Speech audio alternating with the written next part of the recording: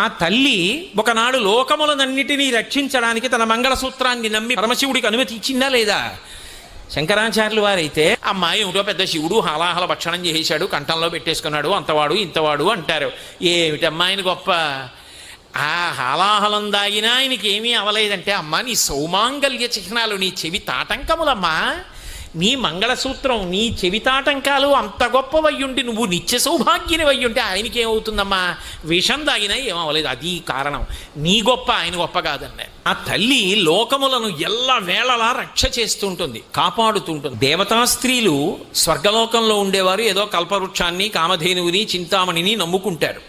కానీ అమ్మవారిని నమ్ముకున్న వాడికో ఈ కామధేనువులు, కల్పవృక్షాలు, చింతామణులు ఇవన్నీ ఏం అక్కర్లేదు. వాడు ఎంత ఆపదలో ఉండనివ్వండి, ఆ తల్లి పాదములను ఒక్కసారి నమ్ముకుని అమ్మా అన్నాడా, ఉత్తర క్షణంలో రక్షణ. ఆ తల్లి ఒకనాడు